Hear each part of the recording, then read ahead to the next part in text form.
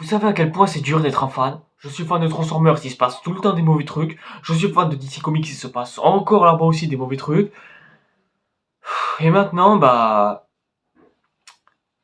Voilà. Même avec mon réalisateur préféré, faut que ça se passe mal, quoi. Est-ce que je peux préférer quelque chose sans que ça soit négatif, s'il vous plaît? Bonsoir, tout le monde, c'est Satire, et au monde, c'est Satire.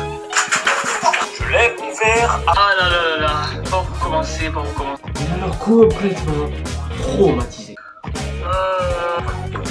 Je peux pas venir à coup de ouais, mais attends, le film il est beau, mais après qu'est-ce qu'il raconte? Il raconte rien. Et donc bonsoir et bonjour tout le monde, c'est Red Satire et aujourd'hui on se retrouve pour l'après-film que j'attendais le plus cette année, à savoir celui que je voulais le plus faire quoi, parce que là cette fois-ci on va s'attaquer, bon pas un gros morceau non plus mais c'est quand même un sacré morceau parce que cette fois c'est Rebel Moon qui est à l'affiche de Netflix cette fois-ci, parce qu'on a bien taillé The Witcher mais bon du côté film, surtout avec Zack Snyder ça se passe comment? On va plus précisément parler de la partie 1, à savoir l'enfant du mal, et effectivement oui il y a plusieurs parties et c'est là que vous voyez que vous avez peur, voilà, hein, au cas où, mais bon ça on y vient. Hein. Le film est réalisé par Zack Snyder et en actrice principale, bah à la grande surprise de tout le monde, surtout la mienne, vous allez sûrement comprendre que cette actrice est en fait d'origine algérienne, ce qui bah, me fait quelque chose, puisque bah c'est de là que je tire mes origines du pays et... Non merde, ça c'est la Palestine. Donc voilà, ça fait plaisir d'avoir une actrice qui sort d'un autre pays, bah déjà être à l'affiche d'un blockbuster, bah voilà, d'un gros blockbuster pété de thunes quoi, ça fait quand même plaisir. Surtout quand ça vient de son propre pays d'origine, forcément, ça fait un petit peu plus plaisir quand même. Mais bon, après on a aussi d'autres acteurs connus, donc... Par contre, on va juste s'attarder sur Zack Snyder, parce que vraiment, Zack Snyder, pour que vous compreniez vraiment qui c'est, sachez que c'est pas du tout n'importe qui. Zack Snyder, c'est pas un aussi grand réalisateur qu'un Christopher Nolan ou quoi que ce soit, par exemple, mais c'est quand même un réalisateur qui a fait ses preuves plus d'une fois. C'est le gars qui a pondu Dawn of the Dead, ou 300... et Watchmen qui sont chacun de leur côté des grands classiques du cinéma, sachant que 300, bah, j'en ai déjà parlé dans mon top 10 des années 2000. C'est même lui qui s'est occupé de Man of Steel et qui est le meilleur film de super-héros de ces 10 dernières années, aux côtés de The Batman évidemment. Il a aussi fait, bon, Batman vs Superman, même si pas trop non plus, mais un jour on en parlera. Je vous rappelle que j'ai toujours ma vidéo sur l'entièreté de l'univers d'ici qui est prévue. Donc pour ça, je vous conseille amplement de vous abonner à ma chaîne et d'activer la petite cloche. Comme ça, moi, vous êtes au courant des prochaines nouveautés qui viennent. Mais surtout, le truc qu'il faut comprendre, c'est que Zack Snyder est mon réalisateur préféré. Sans que je dise que ce soit le meilleur. Non, ça c'est James Cameron, hein, soyons honnêtes. Mais Zack Snyder, ça a toujours été le réalisateur qui a toujours fait les films qui me plaisaient, et ce, peu importe ce qu'ils pondaient. J'ai quasiment, bon, j'ai pas vu tous ces films non plus, hein, parce que voilà, mais j'ai quand même toujours été client de ce qu'ils me proposaient. Que ce soit, bon, Man of Steel, 300, n'en parlons même pas, Watchmen, n'en parlons même pas, bref, j'ai toujours, mais alors vraiment toujours, été client de tout ce qu'ils me proposaient. Après, j'ai toujours admis qu'il avait des défauts, mais ça, voilà, c'est propre à tous les réalisateurs qu'on adore et qu'on côtoie, hein. Chaque artiste ne peut pas être parfait. Forcément qu'il faut qu'il ait des défauts derrière. Par exemple, bah, son dernier film, avant celui-là, Army of the Dead. Ouais, sympatoche, mais sans plus. Pour que l'on soit tous de bonne foi ici-bas dans cette vidéo, sachez que quand même, Zack Snyder, son film le moins bon de toute sa carrière, ça reste quand même Sucker Punch, ou vraiment... ouais, je sais pas du tout ce que t'as essayé de faire avec ce film-là, Zack. Je sais que les meufs dedans, elles sont bonnes et sexy, mais... Voilà, je ne comprends pas pourquoi est-ce que ce film est... Pourquoi tu l'as fait quoi. Donc du coup vous comprenez réellement mon empathie et surtout mon excitation quand j'apprends que ce gars-là est sur le point de nous faire une sorte d'univers intergalactique produit par Netflix. Dit comme ça, oui, surtout venant de ton réalisateur préféré, forcément que ça donne envie. Forcément que tu as envie de voir ce que ton réalisateur préféré peut proposer. Et venant de ce dernier, et surtout de celui qui a réalisé 300 ou Watchmen par exemple, forcément que tu devais t'attendre à de la qualité, pas vrai?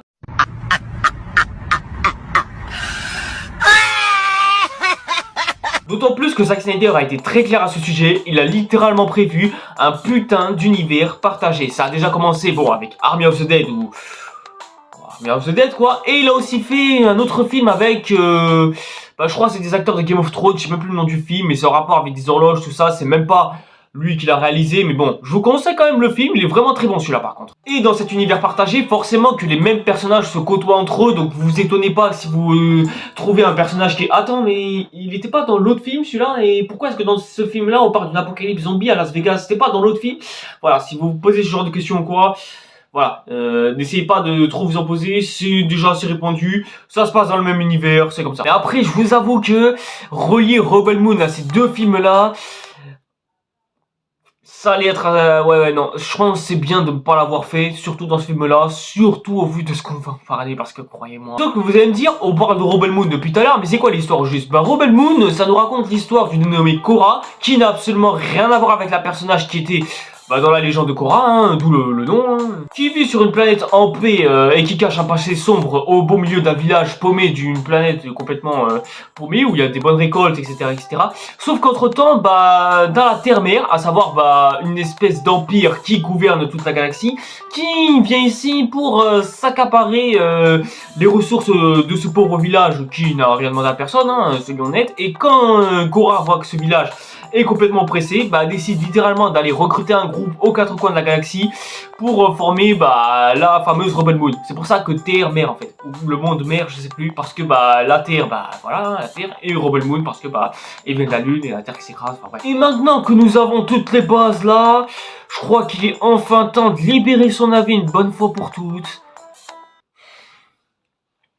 Mais je sais pas du tout comment est-ce que je dois le dire, parce que vraiment, je ne sais pas par où commencer, tellement c'est trop complexe à dire. Bon, déjà, parlons des effets spéciaux quand même, parce que voilà, c'est le premier truc qui m'a vraiment sauté aux yeux, c'est comment est-ce possible que dans les trailers ce soit aussi moche. Mais, malgré tout, et je dis bien malgré tout, dans ce film-là, les effets spéciaux sont un peu plus améliorés. Ah oui, là c'est sûr, ça se voit qu'il y a eu un peu plus de travail et surtout un peu plus de peaufinage dans les effets spéciaux. Ça va, mais malgré tout ça, ça veut pas pour autant dire que ça reste parfait non plus, hein. Je dis pas que ce film doit être un peu pareil que The Creator, mais bon, The Creator, franchement les gars, c'était au taquet beau, alors que le film a coûté près de 80 millions de dollars, alors que Rebel Moon, c'est seulement 83 millions de dollars. Comment c'est possible que ce film-là soit un peu plus cher que The Creator, alors que The Creator, quand même, soyons honnêtes, c'était au taquet beau, on est d'accord, hein. Et ça s'explique par une simple et bonne raison, à savoir que... tout est tourné en studio. Ça se voit que le film est fait en studio. Il n'y a aucun moment où on se dit on va à l'extérieur ou on se croit dans un autre pays. Non, tout est fait en studio. Et ça c'est un gros problème. Parce que tout fait reposer sur les effets spéciaux, ça va pas garantir que ton film sera beau, hein. Faut pas rêver non plus. Il y a 2-3 exceptions. Ok, mais encore faudrait-il que ces exceptions-là puissent perdurer. Parce que vraiment, s'il y a eu des exceptions, c'est que c'est pas pour rien. Mais bon, de toute façon... franchement les gars, rien que cette année, niveau effets spéciaux c'est catastrophique. De toute façon ça on y reviendra dans la prochaine vidéo, vous inquiétez pas. Par contre, au niveau de la réal, j'ai quand même une excellente nouvelle.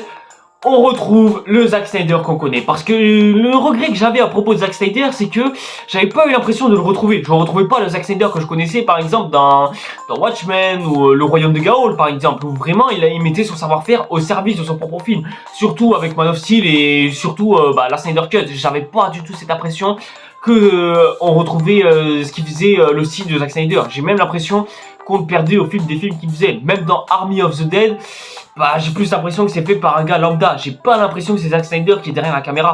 Mais dans ce film-là, là je le retrouve. Là ça fait plaisir de le retrouver quand même. Parce que vraiment, ça se voit que le gars il prend à cœur ce qu'il fait clairement.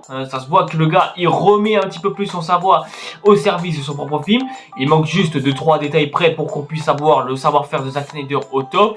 Mais ça fait quand même plaisir d'un peu plus le retrouver. Surtout dans les thèmes qu'il essaie de nous retranscrire à travers ce film. Et ça c'est bien. Bon déjà on retrouve les ralentis, mais bon ça, les ralentis on sait qu'on est habitué hein, avec Snyder, hein, c'est une obligation.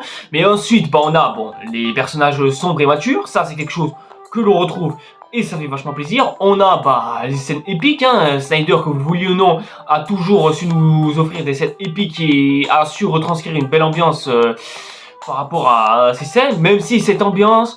vous la verrez qu'on la retrouve pas trop non plus et je pense que ça peut s'expliquer assez vite fait. Par contre, là où ça va vraiment coincer, ça va être avec les personnages principaux. Aïe aïe aïe aïe aïe. Ah, il y a un problème là. Là, vraiment, il y a un problème. À part Korra, les autres personnages sont pas si attachants que ça. Il y a limite l'espèce de soldat... ouais, le soldat un peu victime. Mais bon, ça, on y reviendra un petit peu plus tard dans la section spoiler. Et en dehors de ça, les autres personnages sont pas si attachants que ça. On sent qu'il y a une alchimie entre Korra et le personnage de Charlie Hunnam. Mais à part ces deux-là, je ne sens presque aucune alchimie entre les autres personnages. Le pire dans tout ça, c'est qu'on les voit même pas discuter. On sent pas du tout qu'il y a une exploitation vis-à-vis des autres personnages. Non, non, on se centre que sur Nora. Et c'est tout. Les autres, ils sont complètement absents. On ne sent aucune alchimie entre les autres personnages. Ça rend le film plat et fainéant. Et ça va aussi nier à l'autre défaut du film, le scénario qui est mal écrit et catastrophique. Le scénario, franchement, je comprends pas comment est-ce qu'il a été écrit. Je ne sais pas du tout ce qui s'est passé avec le scénario. Je ne sais pas comment est-ce qu'il a été manié. Je ne sais pas comment est-ce qu'il a été écrit. Parce que, tu vois, les premières minutes, ça partait très bien. On était bien. On se mettait bien dans l'ambiance. Ça va. Surtout qu'on retrouvait le style de Snyder, l'ambiance, ça, comme je vous ai dit dès le départ. Donc vraiment, avec une immersion comme ça et le fait qu'ils se mettent au service de ce scénario, franchement, tu oublies que c'est Zack Snyder qui réalise le film et tu regardes le film comme si tu n'avais jamais vu aucun autre film. Tu kiffes, vraiment, dès le début, tu kiffes. Mais, quand t'as Korra qui part dans l'espace, dans d'autres planètes, là, c'est à ce moment-là où tu sens qu'il y a un problème de rythme. Tu sens qu'il se passe pas grand-chose, et surtout, c'était les acteurs qui, limite, sont là, mais qui en ont rien à foutre d'être là, presque, à certaines impressions.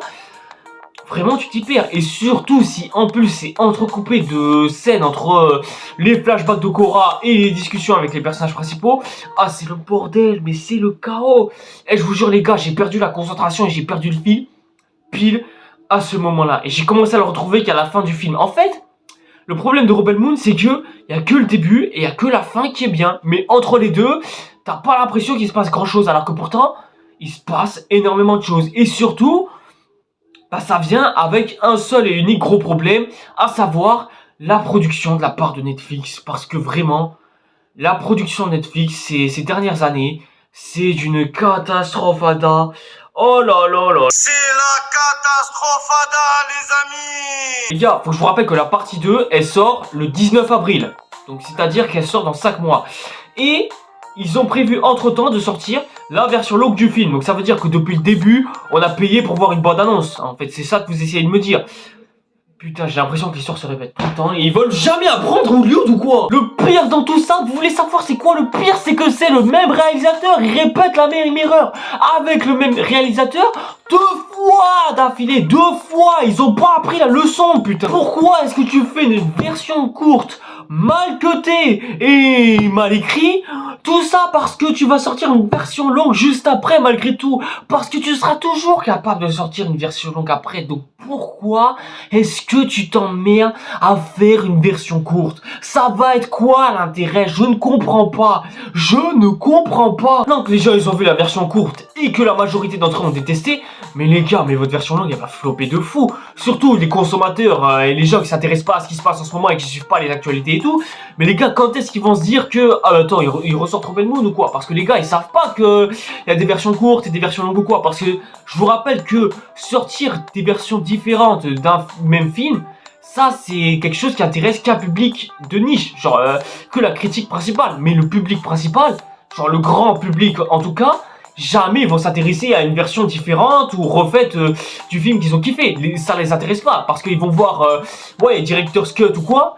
Les gens ils vont pas se dire ah c'est une version différente ou quoi. Non, ils vont se dire c'est quoi la différence en fait, je ne comprends pas, c'est la version d'un autre film ou quoi. Surtout si c'est pour un film, quand en plus de ça ils sont pas aimés, mais t'étonnes pas après qu'ils vont pas s'intéresser à la version longue de Rebel Moon. Là maintenant c'est bon, là ils ont plus aucune hype pour une version longue ou quoi, c'est fini, ça y est. Parce que dans cette version courte, il manque des scènes et t'as vraiment l'impression qu'il manque des trucs, mais surtout que c'est mal monté. Je sais pas c'est qui Netflix ils engagent comme monteur, mais vraiment c'est catastrophique. Je vous jure que le monteur qui s'est occupé de ce film, c'est une catastrophe. Des fois ça enchaîne sur des flashbacks de Korra dont on s'en fout, des fois ça enchaîne avec des plans sur l'antagoniste qui certes peut être intéressant au premier abord mais à la limite tu t'en fous, des fois ça enchaîne avec les autres scènes où tu sais pas trop ce qui se passe, d'autres fois ça y a un combat avec une araignée mais t'as pas l'impression que le combat il est entier. Bref, t'as plein de détails comme ça qui niquent tout le rythme du film et t'as même pas de scène de discussion entre les autres personnages principaux comme par exemple dans Suicide Squad. je suis en train quand même de vous dire que Suicide Squad est mieux monté que Rebel Moon. Je sais pas si vous vous rendez compte du niveau. Et c'est pour ça qu'à un moment donné, tu perds le bout du fil et tu commences à t'endormir. C'est parce que à partir de la moitié du film, vraiment cette moitié tout pile, tu suis rien parce qu'il ne se passe rien et t'as l'impression que tout s'enchaîne aléatoirement. Du coup, ce qui fait qu'il y a des fois où tu comprends rien. Et ça, c'est chiant. C'est chiant. Et surtout venant d'un film de Zack Snyder, croyez-moi les gars que dire ça, mais ça me fait chier. Je vous jure que ça me fait chier énormément. J'ai pas envie de dire ce que je suis en train de vous dire. Sérieux les gars, j'ai envie de kiffer ce film de Zack Snyder, mais à un moment donné les gars, je peux pas. Je suis obligé d'être objectif et je suis obligé de vous dire ce qui va pas dans ce film parce que à un moment donné, on peut pas dire que tout est bon. Hein, c'est bon. Même si on aime quelque chose qui paraît pas bon au premier abord, à un moment donné c'est bon. On peut pas faire semblant de dire que tout va alors que tout va pas. Franchement les gars, je crois que c'est plus le montage qui me casse les couilles en fait. Mais après, le reste franchement ça allait bien. Je pense si on aurait eu un peu plus de scènes avec les personnages principaux, je pense que ça aurait été incroyable, ça aurait même été cool. Et si on aurait un peu plus développé leur background et surtout leur peuple, je pense que ça aurait fait un meilleur film. Et après, ouais non, vive oser des effets spéciaux, c'est pas grave. De toute façon, rien que cette année, en termes d'effets spéciaux, c'est pas terrible. Alors, Rebel Moon ne sera que dans la norme, hein, de toute façon. Ça sent avec les images que Snyder, vraiment, il se sent inspiré. Bon, forcément, il y aura du Star Wars. Et pour ceux qui viennent me dire, ah, c'est un plagiat Star Wars, tout ça, bah, dans ce cas-là, pourquoi est-ce qu'on dit pas que Titanic, c'est un plagiat de Roméo et Juliette? Ou alors que Avatar, c'est un plagiat de Pocahontas, qui lui-même est un plagiat de Blanche-Neige? Ou alors pourquoi est-ce qu'on dit pas que Star Wars, en fait, c'est un plagiat des 9 samouraïs et de tous les autres films de samouraïs réalisés par l'autre gars, là, l'autre japonais? Franchement, les gars, je suis en train d'observer petit à petit et je me rends compte qu'en fait, bah, le cinéma, c'est pas du tout original. Je viens de me rendre compte d'un truc. En fait, rien n'est original. Le cinéma se copie sur le cinéma d'avant qui lui-même se copie sur un autre cinéma d'avant. Ben oui, on se rend compte d'une chose finalement. En fait, le cinéma, c'est de la chier. C'est le plagiat du plagiat du plagiat. Du coup, c'est nul. Bah, du coup, on va faire ma chaîne YouTube. Merci de m'avoir suivi jusqu'au bout et abonnez-vous quand même. Au revoir. C'est trop sale, t'as fait trop sale, c'est dommage, c'est dommage. Franchement les gars, vraiment, si vous aimez pas juste parce que c'est un plagiat tel ou tel, bon déjà renseignez-vous d'abord avant de dire c'est un tel plagiat, telle chose ou quoi. Et puis surtout, si t'aimes pas, tu te casses et voilà, hein, le problème il est réglé. Hein. Et puis surtout, on va régler le problème une bonne fois pour toutes. Sachez que l'inspiration ne veut pas dire copier. Voilà, comme ça au moins ce sera dit. Qu'entre temps, il y a aussi un plan qui fait aussi penser au prisonnier d'Azkaban. On a aussi d'autres plans qui fait penser à plein d'autres films que, bon évidemment, je ne saurais vous citer parce qu'on n'est pas là pour ça. Mais voilà, si vous cherchez plein de références à d'autres films, franchement, servez-vous. Mais, je peux quand même pas m'empêcher de dire que toutes ces références, bah, elles ont un petit problème. Ça raconte quoi? C'est bien de nous montrer des beaux plans, des belles scènes, etc. etc. Ça, c'est beau, il n'y a pas de problème. Mais le problème, c'est... qu'est-ce que t'en fais? Voilà, ça c'est quelque chose que je dis absolument tout le temps. C'est pas parce que t'as pris une scène qui est pompée par exemple du prisonnier d'Azkaban ou du prince de sang mêlé ou plein d'autres films par exemple, que ça voudra forcément dire que voilà, c'est incroyable ou quoi. Non, non, ça marche pas comme ça. Il faut avant tout que les scènes que tu nous montres nous racontent quelque chose au-delà du reste avant tout. Sinon, à quoi ça sert de regarder ton film, ma gueule? Le méchant principal du film par contre est... vraiment cool, vraiment, il est super charismatique, c'est un bon antagoniste qui sait se tenir droit, c'est un petit peu le général classique, tout ça, etc., etc. Mais moi je trouve que s'il y a aussi un autre défaut au milieu de toute cette histoire, c'est franchement les clichés des gentils et des méchants. Genre les méchants, ils sont méchants, ce sont des méchants généraux qui quand ils voient une meuf, ils ont envie de la violer ou quoi que ce soit. Et dans l'histoire, t'auras aussi bah, le petit garçon un peu faiblard et un peu timide qui lui n'aime pas du tout ce que les autres font et tout ça.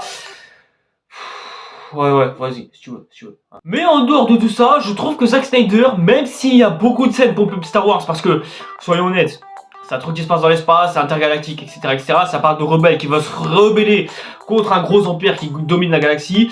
On est d'accord, c'est du pompage de Star Wars, certes. Mais j'ai l'impression que Zack Snyder s'en rend compte et qu'il a presque envie de raconter son propre Star Wars à lui. Et ça par contre, je trouve que c'est vraiment super ingénieux. Et je trouve même qu'à certains moments ça marche, mais qu'il y a des fois où ça marche pas et c'est juste...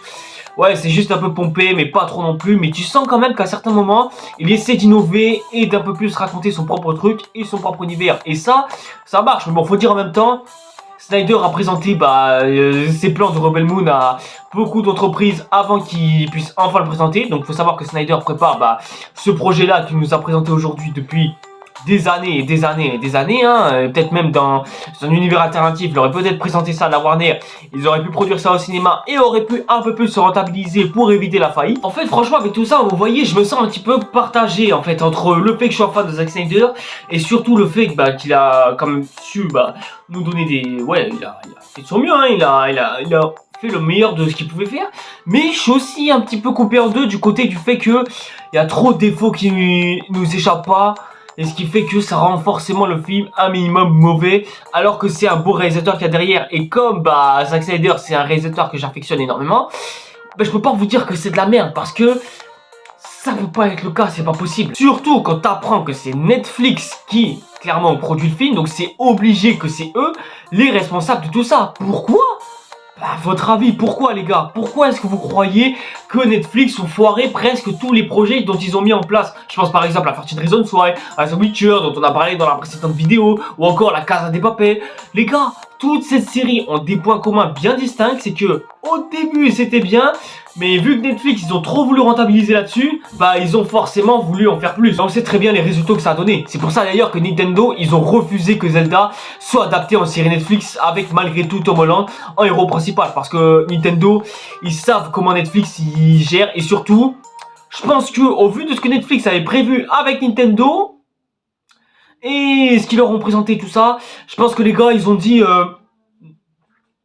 et quand tu regardes comment Rebel Moon est produit et surtout comment il a été charcuté, cuté et que tu as l'impression de pas du tout avoir à faire un film qui est complet et surtout qu'ils ont prévu une version longue dans je sais pas combien de temps, en fait on subit exactement la même chose que ce qu'on a vécu avec Napoléon et Justice League, mais en pire, parce que si t'as Netflix derrière qui gère ton projet, courage mon gars, courage, là vraiment maintiens ton œuvre en marche là, parce que... Et puis en plus, vu qu'est sorti le film en période de Noël, ils ont décidé d'enlever toutes les scènes où il y avait de la sanglance ou quoi, parce que Rebel Moon, soyons honnêtes, c'est un film qui est très mature, il y a beaucoup de sang, beaucoup de violence, etc., donc voilà, mais vous verrez jamais la moindre goutte de sang ou quelque chose qui parle du sujet vraiment mature sa mère, quoi, alors que pourtant il y a des sacrifices et tout ça, bref, voilà, t'as presque l'impression que c'est un film fait pour un plus jeune public, genre les publics des adolescents qui sont pas sensibles à la sanglance ou quoi, genre parce qu'ils se sont dit non mais ça va pas trop vendeur si on met du sang, ça va faire fuir les enfants, mais putain, Netflix, bande d'escrocs, espèce de bande d'escrocs, vous voulez vraiment nous arnaquer ou quoi? Et si dès la partie 1, le Rebel Moon commence comme ça, moi je vous le dis les gars, pour le reste de la saga ça va être très dur, mais vraiment ça va être dur, genre Zack commence sérieusement à te ressaisir parce que là ton univers il va pas bien, là c'est pas bon, faut se ressaisir tout de suite là. Bref, du coup on va pas tarder à passer à la section spoiler de toute façon, mais bon, est-ce que je vous suggère vraiment ce film? Là vraiment ça va dépendre. Si vous êtes un grand fan de Zack Snyder, il y a des grandes chances que vous puissiez kiffer, ça c'est obligé, ça c'est sûr et ça c'est clair. Mais si vraiment vous avez envie d'avoir un bon blockbuster bien frais et tout ça, non franchement les gars, attendez la version longue de Rebel Moon, je pense que ce sera mieux. Faites un peu pareil qu'avec Napoléon, mais bon, avec Napoléon ça avait aucun moyen de... Alors si vraiment vous avez envie de voir un vrai bon film, désolé les gars, ce sera pas pour vous. Non, vraiment, je pense le mieux serait peut-être de passer votre chemin et de pareil, attendre peut-être la version longue et tenter sa chance avec elle. Parce que vraiment, vous ferez rien avec cette version-là. Rien du tout. Il n'y a rien à sauver dans cette version. Rien à dire, rien à charcuter, il n'y a rien. Vraiment. Enfin bref, on va pas tarder à passer à la section de spoiler. Donc voilà, si vous avez quand même envie d'aller voir le film, malgré tout, et que vous avez quand même envie de vous le préserver pour la version longue, je vous conseille amplement de quitter cette vidéo au plus vite. Comme ça, au moins, c'est réglé. Voilà, tout simplement. Et du coup, nous, on va s'attaquer immédiatement à la section spoiler. Et avant de partir, n'hésitez quand même pas à vous abonner à la chaîne et activer la petite cloche pour être au courant des prochaines nouveautés qui viennent. Et en même temps de me suivre sur les réseaux sociaux, ça me fera toujours plaisir. Et pour ceux qui veulent rester, on attaque tout de suite à la section spoiler, c'est parti. Espèce de C3PO joué par Anthony Hopkins, franchement vraiment très bonne idée. Il est très excellent dans le rôle en plus, c'est parfait. Je savais même pas que c'était Anthony Hopkins qui était derrière le robot. Mais juste le gros problème c'est que il est beaucoup trop sous-exploité et c'est vraiment dommage. Alors que pourtant il développait bien l'univers et tout, mais... malgré tout ça, non, il a pas réussi à m'avoir, c'est dommage. Et sur son personnage, t'as le tout petit soldat timide, genre le seul gars qui est pas un connard, quoi. Tu te doutes quand même que ça va être le héros principal, mais pour une raison que t'ignores, le gars il est plus là. Genre on le voit même plus, enfin si on le voit un peu avant cette scène, on le voit se présenter et tu te dis que tu le vois super cool, ça va être un des personnages principaux direct. Et ensuite bah les séquences qui suivent tu le vois plus jamais. Voilà, il a complètement disparu des radars. Je ne sais pas du tout ce qu'il devient, je ne sais pas ce qu'il a fait. Peut-être il est dans les scènes coupées, on n'est pas sûr. Hein. En revanche les flashbacks de Korra, ils ont l'air très intéressants, vraiment. Mais dommage que c'est vraiment à partir de ce moment-là où tu commences un petit peu à retrouver le film, mais que malgré tout tu trouves les dialogues un peu ennuyeux. Je sais pas si c'est à cause des prestations d'acteurs ou je sais pas. Mais en tout cas, c'est vrai que j'ai l'impression qu'il manque trop d'informations. Genre déjà, comment ça se fait qu'il est en couple avec un gars au moment des flashbacks. Et surtout, pourquoi est-ce qu'on voit des flashbacks comme ça qui interviennent en plein milieu. On n'aurait pas pu juste dire pile lors de son voyage en vaisseau que tout le long de son histoire, tout le long de son flashback, comme ça moi on s'attache à elle petit à petit, on apprend à la connaître, etc. etc. Bref, des trucs impactants, on aurait dû faire ça, puis à ce moment-là. Mais non, les gars, ils ont préféré raconter toutes leurs histoires en flashback le long du film, en même temps que bah l'histoire continue. Et ça, mais ça c'est complètement débile. C'est là où je me rends compte que le monteur, en fait, c'est une chèvre. Le gars, il sait pas du tout ce qu'il fait. Et même les autres peuples, franchement, je suis déçu du fait que on n'ait même pas eu le temps de se focaliser là-dessus. Je ne sais pas du tout pourquoi est-ce qu'on a perdu du temps sur autre chose pour se focaliser sur, sur les gars qui, voilà, qui sont un peu coluches quelque part. En fait, j'ai presque l'impression que ce film, il aurait dû être en série. Parce qu'en série, je pense qu'il aurait été beaucoup mieux monté. Et surtout, si on arrive à suivre chaque structure et chaque épisode sur chaque personnage différent qui sont recrutés au fur et à mesure, ça aurait un peu fait un truc à la, un petit peu à la Naruto Shippuden quand Sasuke recrute l'entièreté de Kara par exemple, mais ça aurait été mieux, beaucoup mieux même que ce qu'on a eu là. Alors je pense que le mieux ça aurait été de limiter ça à 3 ou 4 personnages à la limite, ça aurait été mieux.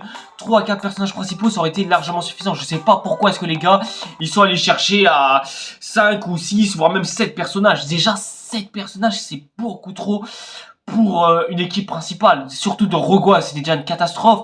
Mais là, c'est encore pire, les gars. Là, c'est catastrophique. Par contre, la bataille finale du film, vraiment, elle est super cool. Vraiment, c'est bien filmé, c'est bien ficelé. Juste dommage qu'on assiste à la mort de certains personnages principaux que l'on ne connaît même pas, quoi. Genre, je veux dire, on les connaît, forcément, parce qu'on les a vus se faire recruter. Mais je veux dire, on les connaît pas assez pour être attachés à eux et on se dit pas, putain, non, le gars que j'aimais bien, là, il est mort. Non, on se dit juste, ah merde, le gars, il est mort. Cool. Après, j'aurais vraiment aimé que le général y meure, parce que vraiment, je veux bien que ce soit le méchant principal de ce film-là, mais vraiment, quel intérêt de le faire survivre. Surtout quand on apprend qu'à la fin, en fait, c'est un cyborg depuis le début. Waouh, super, incroyable, plot twist et tout. Ouais, non, non, franchement, on aurait dû le laisser crever. Franchement, il n'y a pas d'histoire d'eux. En fait, le général revient, il était vivant depuis le début. Non. Surtout qu'en plus, ce dernier n'a aucune idéologie et surtout aucun background à partager avec l'héroïne principale, comme dans un film où il y a héros et méchants qui se complètent dans leur complexité. Non, vraiment, il n'y a pas ça. Vraiment, on aurait dû le laisser crever, ça aurait été mieux. C'est un personnage fonction, tout ce qu'il y a plus de banal. Voilà, on n'aurait pas dû le laisser en vie. Et le coup du méchant principal qui, en plus, nous révèle que en fait, c'est le père de Korra depuis le départ. Mais putain, mais... Non mais je sais que t'adores Star Wars, Zach. Ça, j'en suis totalement conscient. Et franchement, je trouve que t'aurais pu innover sur certains points. Par exemple, le petit garçon qui est un peu victime des méchants soldats parce qu'il fait partie de la même armée et tout ça, c'est du déjà vu et revu. Le général qui est un général méchant. Ok, si tu vu et revu, mais au moins voilà, hein, il s'est mis jusqu'à ça. Mais juste le fait que le méchant principal, c'est le père du héros principal. Tu le dis une fois, c'est bon normalement, et les gens ils ont compris. Mais pourquoi répéter ça, répéter ça, répéter ça? Le truc par contre j'aurais vraiment aimé qu'on mette, c'est vraiment la scène où nos héros sont de retour sur la planète natale de Korra, hein, à savoir l'équipe de Rebel Moon. Ils sont de retour sur la planète natale comme prévu et tombent sur le village natal de Korra totalement en ruine et totalement détruit et pillé, scié par l'armée, par les méchants principaux. Et t'as un plan de fin sur Korra qui se venge. Je pense ça aurait vraiment donné envie à certains de pouvoir au moins avoir une suite. Parce que vraiment, finir sur le méchant principal qui est ressuscité parce que, voilà, pouvoir scénaristique ou je sais pas quoi. Non, ça fait pas fin. C'est là qu'on se rend compte que, en fait, je crois que le gros problème de ce film, c'est le monteur. Vraiment, les gars, virez-moi le monteur. Virez-le moi, je veux plus le voir. Je veux plus jamais qu'il fasse de film ou quoi que ce soit. Ou alors, je sais pas, faites-le progresser. Dites-lui ce qui va pas. Faites quelque chose, mais au moins, vraiment... Faites en sorte à ce que l'on n'ait plus jamais de films comme ça montés, charcutés par un cul. Vraiment, plus jamais, plus jamais. Parce que vraiment, si t'améliores tout ça, t'as vraiment à faire un scénario vraiment très bon. Et même s'il paraît un peu banal au premier abord, bah t'as la réalisation de Zack Snyder qui est excellente et qui arrive à être inspiré et à nous offrir de belles scènes. T'as certains acteurs qui, s'ils peuvent être au mieux dirigés, ils peuvent au mieux se donner un peu plus à fond. T'as aussi, le scénario qui peut être un peu mieux comblé, surtout avec les scènes coupées. Bref, faudrait pas grand chose pour que le film soit meilleur. Et surtout, si on disait au compositeur musical d'un peu plus se bouger en termes de musique, là je pense qu'on aurait été plus immersif dans l'univers. Là, vraiment cet univers, on n'y croit pas du tout. Et ça donne pas du tout envie d'aller voir la suite. Moi perso, j'ai pas envie d'aller voir la suite, alors que pourtant, c'est mon réalisateur préféré. Je sais pas si vous vous rendez compte du niveau. Et aussi, si vous avez prévu quelque chose avec cet univers, vraiment filmez en extérieur. Parce que vraiment, vos effets spéciaux en intérieur, c'est moche. Vos effets spéciaux putent le studio à plein nez. Mais vraiment les gars, vraiment, allez filmer en extérieur, allez filmer des vraies scènes qui se passent dans le dehors, vous allez voir, allez dans d'autres pays, etc., vous allez voir, vous allez avoir de bien meilleures scènes que tout ce que vous avez eu en studio, croyez-moi. Si vous arrivez à améliorer tout ça, bonne chance pour que l'on ait au moins un bon film, en tout cas bien meilleur que ce qu'on a eu là, parce que là on sent c'est la dèche, là vraiment, revoyez un petit peu votre version longue, parce que là ça va pas. Et avec tout ça, c'est quoi la note que je lui attribue ? Bah franchement les gars, comme je vous l'ai dit au début de la vidéo, je me sens très divisé. Je ne sais pas du tout quelle note est-ce que je peux attribuer à ce film là. Et ouais, je me sens un petit peu partagé avec tout ça.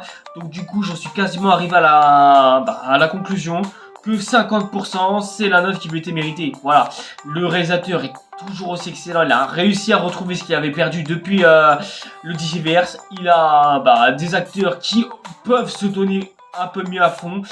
On a un univers super intéressant qui mérite mieux d'être exploité que ça. Et vraiment le montage est catastrophique. Vraiment, virez-moi ce montage, je veux plus jamais voir ça. Mais 50% pour toutes ces raisons. Mais c'est pas le même 50% que dans Blue Beetles. Non, parce que Blue Beetles, c'est vraiment un film qui se trappe dans la moyenne et qui propose ce qui a déjà été vu et revu. Voilà, c'est un film banal, tout ce qu'il y a de plus classique. C'est pour ça que je l'ai noté 50%. Mais là, je le mets 50% parce que il y a trop de bons trucs et trop de mauvais trucs en même temps. Ce qui fait que du coup, je me sens trop partagé pour avoir à me dire que ce film est bon et mauvais. Du coup, je préfère lui mettre à 50%.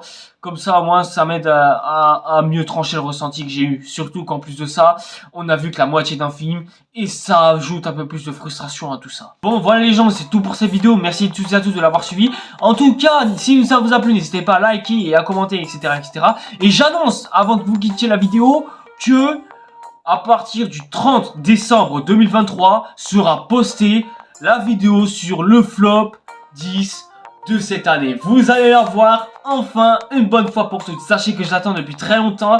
Vous allez la voir ce jour-ci, donc je vous permets d'immédiatement fixer votre rendez-vous pile à ce moment-là. Il n'y aura pas d'heure précise à savoir quand est-ce que cette vidéo sera postée, mais elle sera postée à cette date, vous pouvez en être sûr. Et ça fait très longtemps en plus que je n'ai pas fait de top sur cette chaîne YouTube, en tout cas ces dernières années, parce que vraiment la toute dernière fois que j'avais fait un flop ou un top de l'année, c'était c'était en 2020, hein, la dernière fois que ça a été contribué. Et encore 2022, je compte pas trop parce que c'était plus dans un bilan, plus dans une énorme vidéo de 1h30. Là, vraiment, non, ce sera pas le cas. Ce sera vraiment simple, concret et précis. Et je vous donnerai d'ailleurs rendez-vous le lendemain, à savoir le 31 décembre 2023, pour le top de l'année. Comme ça, au moins, voilà, on enchaîne flop et on enchaîne top, toujours d'affilée. Et on aura de quoi se faire plaisir et finir l'année en beauté. Pour ça, je vous ordonne déjà de me suivre sur les réseaux sociaux pour être au courant des prochaines nouveautés qui viendront à ce sujet. N'hésitez pas aussi, comme d'habitude, à vous abonner à la chaîne et activer la petite cloche pour être au courant des prochaines nouveautés qui viennent. Et nous, en attendant, on se retrouve pour ces 2 prochaines vidéos. Allez, c'était Red Satire, tout guard, tout prêt. C'est trop sale, car fait trop sale, c'est dommage.